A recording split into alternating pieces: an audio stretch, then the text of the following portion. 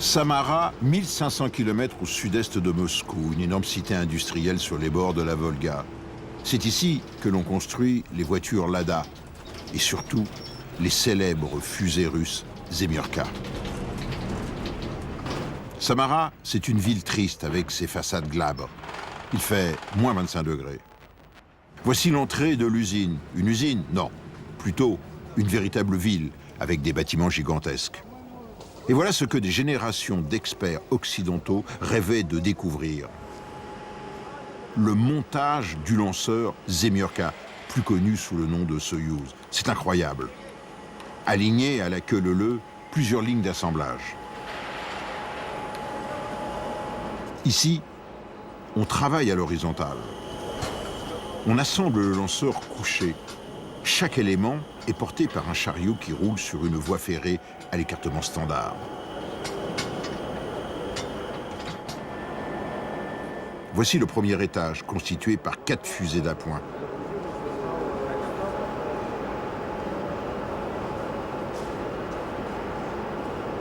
Là, le deuxième étage, l'étage central, avec ses réservoirs. Et son moteur à 4 tuyères. Étonnante cette ambiance.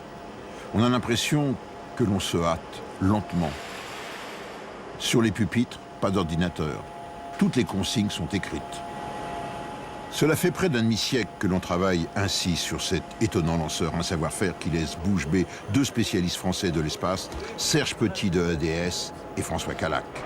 C'est assez impressionnant comme taille, comme assemblage, comme technologie. Et je crois que je suis un peu à la fois étonné, émerveillé devant ce qu'ont pu réaliser effectivement les Russes aujourd'hui. Comme vous le voyez, ce lanceur, qu'est-ce que vous reconnaissez? Vous dites chapeau bas pour sa conception? Ah, chapeau pour sa conception. Arriver à une conception aussi simple, ça représente énormément de travail. C'est toujours, c'est bien connu, hein, faire simple, c'est difficile. Mais il est toujours d'actualité? Il est toujours d'actualité. Il n'a pas de concurrent, moi, aujourd'hui. Qu'est-ce qui fait son charme? Son charme? D'abord qu'il a lancé Gagarine. C'est le premier point du charme. Et puis c'est sa simplicité, sa robustesse. C'est un lanceur robuste. C'est la Ford-T de l'espace. Et ça Et c'est ça qui vous a séduit? Ah, ça m'a séduit. Et puis ce qui m'a séduit, c'est la compétence des équipes que j'ai trouvées ici. J'ai trouvé vraiment des équipes avec qui on s'est compris très vite et qui font un travail de qualité comme on peut le constater ici. Pour une raison très simple, c'est qu'avec ce même lanceur, il lance des hommes. Quand on lance des hommes, on ne peut pas bricoler comme ça. Le mot qui revient ici lorsqu'on visite cet immense hall d'assemblage de la fusée Soyouz à Samara, c'est simplicité. Simplicité d'abord dans le moteur. Regardez, une grosse turbopompe en haut qui dessert 1, 2, 3, 4 chambres de combustion, le tout dans un bâtimoteur. C'est un moteur qui remonte dans sa conception dans les années 60. C'est celui d'une V2 améliorée, mais ça marche terriblement. Ensuite, tout ceci, eh bien, on le place sur un fond de réservoir à l'aide d'un pont roulant et simplement d'une grosse clé plate. Il suffit de boulonner pour finir la mise en place. Le tout, une dizaine de minutes. Eh oui, 40 minutes pour assembler le bâtimoteur sur le lanceur. Il arrive suspendu à un pont roulant, comme un vulgaire colis sur un chantier.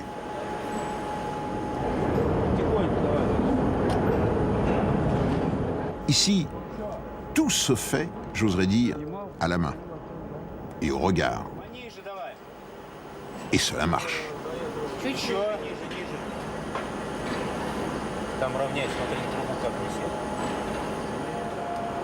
Quelques boulons à serrer, à la clé plate s'il vous plaît. Et voilà le deuxième étage équipé. Restent les tests d'étanchéité. Ici, on vous met du 250 bar dans des canalisations sans protection particulière.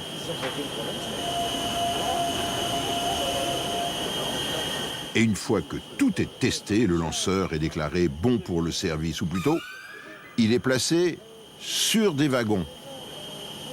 L'ensemble constitue un convoi d'une quinzaine de véhicules direction Baïkonour, à 2500 km de là.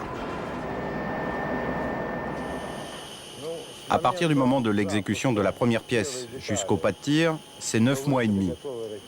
Et pour l'assemblage et les essais dans ce hall, c'est 40 jours. Notre usine est capable de produire 60 lanceurs par an. Une année, on a fait 48 lancements.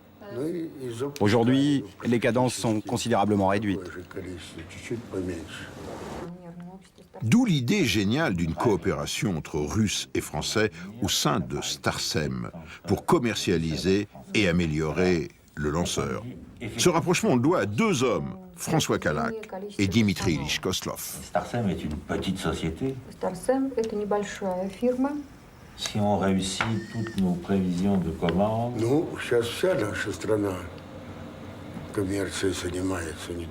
Cette coopération nous permet de trouver des clients. Ainsi, nous faisons du commerce ensemble. Moi, je suis très content de cette collaboration avec la France.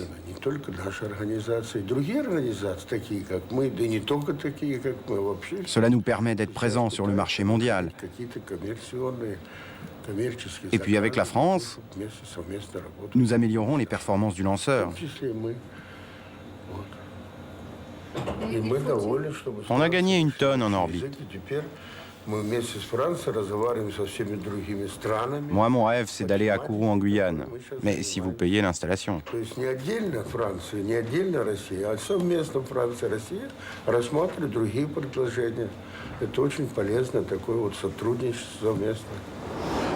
Là, ça c'est vraiment le travail de coopération. Là, c'est la modification que vous faites faire au lanceur. oui, c'est un nouveau quatrième étage. Le problème, c'est que comme on lance des grappes de satellites, il faut pouvoir se réorienter dans l'espace et relarguer chaque satellite à l'endroit où on veut le lâcher. Donc on allume, on lâche un satellite, on se réoriente, on réallume, on relâche un satellite, ainsi de suite. Il faut qu'on puisse faire ça. Donc on s'est créé un quatrième étage et on le fait en coopération. Mais la conception, est-ce qu'elle est française? La conception et l'expression du besoin, la spécification est française et les Russes nous ont apporté les technologies existantes chez eux. Par exemple, il faut avoir une relation avec la phase terre. On a les senseurs optiques ou infrarouges qui sont capables d'aller viser la phase terre pour savoir où on est et naviguer. Les moyens de télémesure sont les moyens de télémesure actuellement des Russes avec les moyens de télécommande.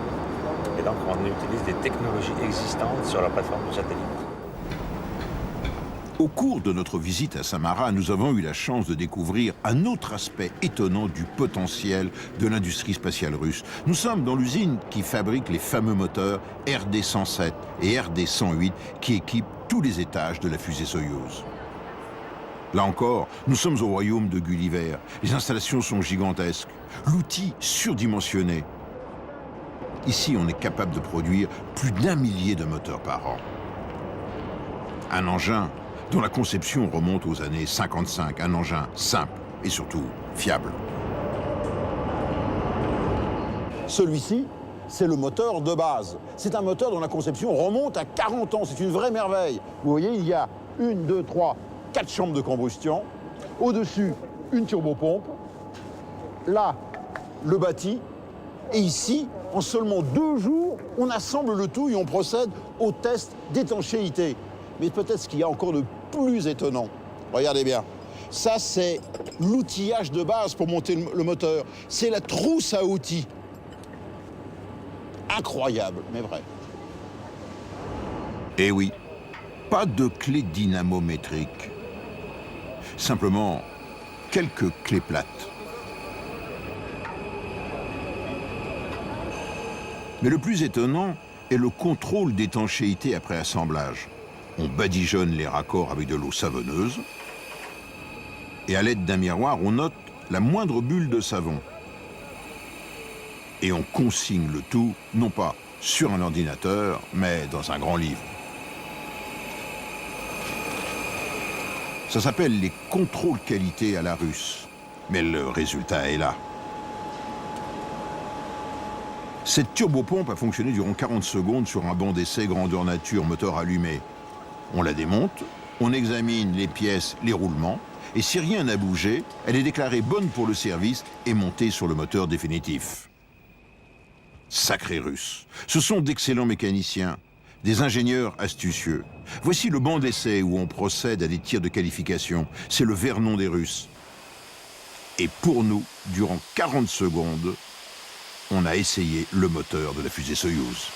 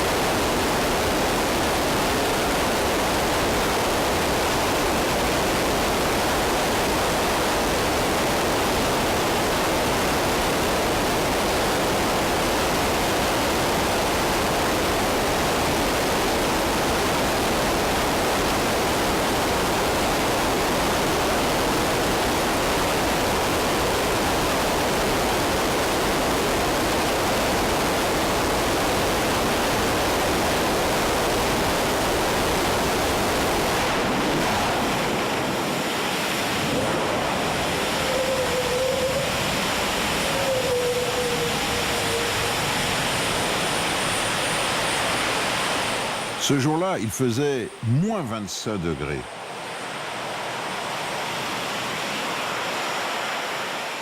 Et comme on est en Russie, l'accueil reste chaleureux, l'alcool coule à flot, et tout se termine par des toasts sur le capot d'une Жигули. За дружбу! À l'amitié. Allez, à l'amitié. Пусть будет так всегда. Et à l'amitié et au succès de tous vos moteurs et des За moteurs de дружбу и Startem. за успехи всех двигателей, которые вы испытываете. Et bravo parce que c'était magnifique et on a de la chance d'avoir été invité à une démonstration pareille. Спасибо вам большое, нам очень повезло, что...